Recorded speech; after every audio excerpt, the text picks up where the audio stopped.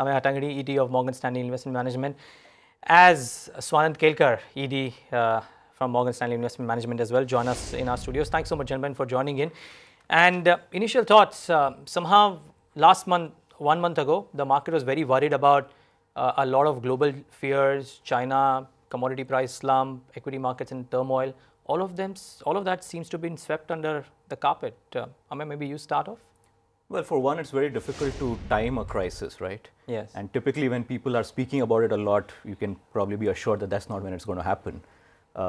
And you mentioned a few of the crises, Europe, EM, China. I think what you probably did not mention is about how volatile currencies have been this year across the world. Yes. So if you look at currencies in Brazil, in Turkey, we've had like 20% devaluations. We've had Kazakhstan devaluing by 30%.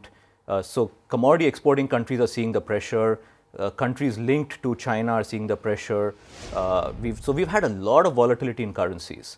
And that's leading a lot of experts to believe that probably the next crisis is somewhere, could have something to do with these extreme moves of currencies. And it appears we're not done yet.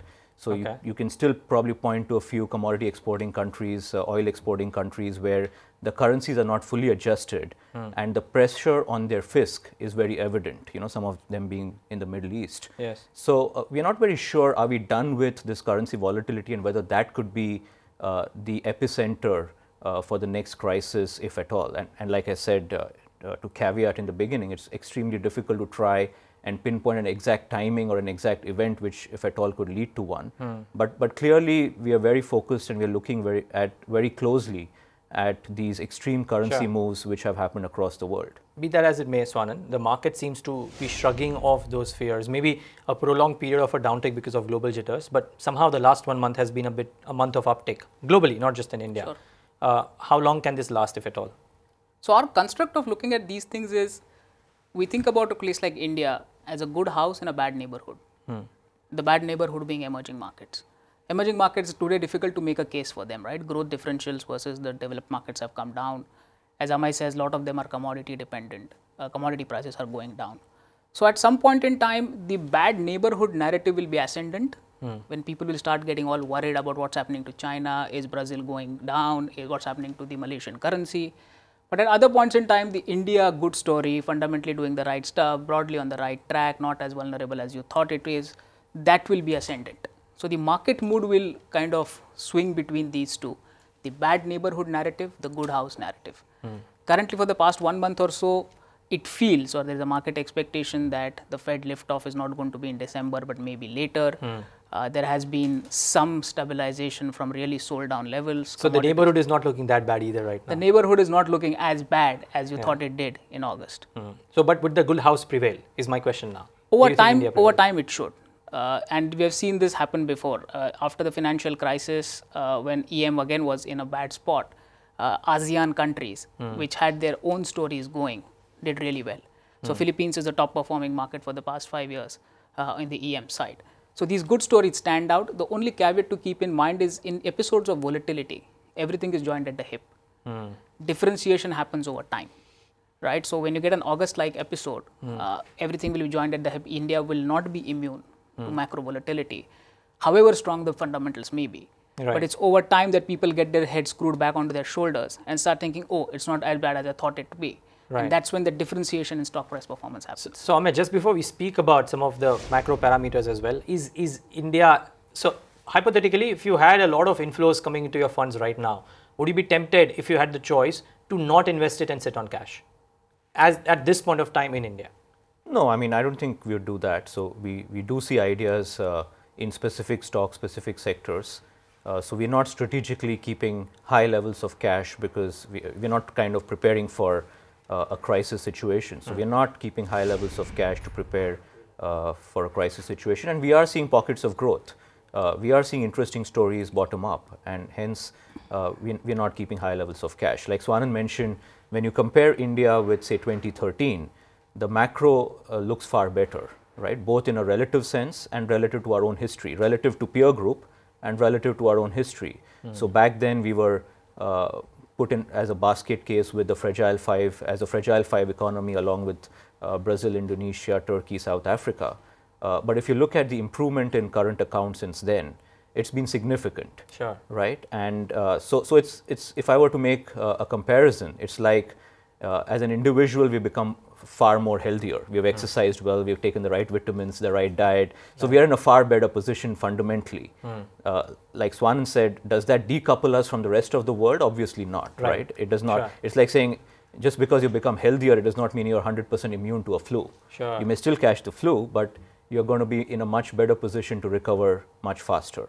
So I think that's where we are, less volatile, less fragile, hopefully than in 2013, and in that sense probably more prepared for a crisis. But that does not mean that we are going to be decoupled, fully immune, not see any volatility at all. That's not going to be the case. Okay, so that's the broad theme. Now, there is a very interesting piece that you guys wrote, which is about 5 trends, and I want to come to that as well, the economic trends. But I just want to carry forward and take a leaf from that answer.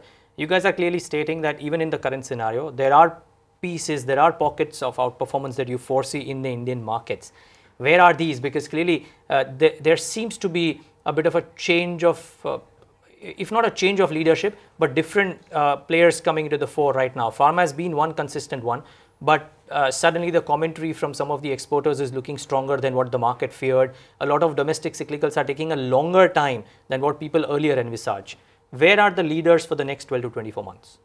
So from the market perspective. Absolutely. Strictly. So as you said, the thing to keep in mind is this is a multi-speed market. This is not a market where all sectors are moving at the same speed in terms of growth. Yes. And you will see this even within sectors, and I can give you a few examples. If you look at the volume growth for commercial vehicles versus two-wheelers, you will struggle to believe that this is the same economy that we are talking about. If you look at the ad revenue growth of television channels versus print, yes, you will struggle to believe that it's the same economy we are talking about. Same thing for, let's say, the loan growth of private banks versus public sector banks. So taking a broad view is very difficult. You have to get into the nitty-gritties, get into the guts of the market and figure out what are the growth areas. Stuff that we are liking, and we mentioned this when we met you earlier here, was just the moment of goods is a theme that we have been fairly bullish on. So that includes commercial vehicles, that includes container transportation, things like that. The other theme which we are warming up to is recovering urban consumption. And you can hear this with a lot of FMCG companies talking about it, saying that the urban growth is not as bad as it used to be and is improving. Unfortunately, we don't get good labor statistics to see what the job creation has been. But anecdotally, I think the e-commerce boom has created new jobs and that is helping the urban consumer recover from really, really bad levels for the past 2 or 3 years. Okay, and what about that? So this is the domestic theme, Amay. What about the export theme? Because the commentary out there is very strong. As I said, pharma has been the leader. If you just hear out what the top 3 IT companies have said this quarter about their order books and about the year ahead, it seems to be very confident despite all those fears about how automation, etc., are taking center stage and disrupting these business models. What's your whole view or construct on the export theme from India? So I think there are 2 things or 2 ways to look at this. One, of course, is like the 2 sectors you mentioned, IT and pharma, and maybe they're actually relatively better than many other segments in the economy. So exports has been a major headwind for the Indian growth, and that's because global trade has been shrinking. If you look at the statistics for global trade to global GDP, that number has been coming off, and it's, I think, at the lows that it was 8-10 years ago. It's kind of just been tapering down. Now, you could attribute this to different reasons. This could be because there's a US manufacturing renaissance, China slowing down, so intra-Asia trade is slowing down. For whatever be the reasons, the fact is that global trade as a proportion to global GDP is shrinking, and this has created significant headwinds for India's exports. I think year to date, India's export numbers are like -17 or -18%, and that is clearly putting pressure on India's GDP growth. And I think that's something that we had to recognize compared to the recovery last time around from 2003 to 2007. You had global tailwinds helping GDP growth accelerate for India. This time around, it's working in the opposite direction. You have headwinds coming from global growth and global trade, and I think that's something you have to be very careful about. So I would actually say IT and healthcare in that sense are doing relatively better than many other pockets in the economy that are dependent on exports. You don't think that will last? IT and healthcare? Yeah, do you think that will last for a considerable period of time? No, I think the growth, I think in the IT sector, as is pretty evident from the commentary from most companies, the growth rates have been slowing down. The base is pretty large now. So while the opportunity set looks interesting, whether it's cloud, whether it is digital space and stuff like that, but purely from a high base, we are seeing the growth numbers slowing down. That's clearly evident from the numbers reported so far. Find us on Facebook at facebook.com/ETNow and don't forget to click the like button. You can also follow us on Twitter at ETNowLive. To stay updated with all our programming, hit the subscribe button on our YouTube channel by logging on to youtube.com/user/ETNow.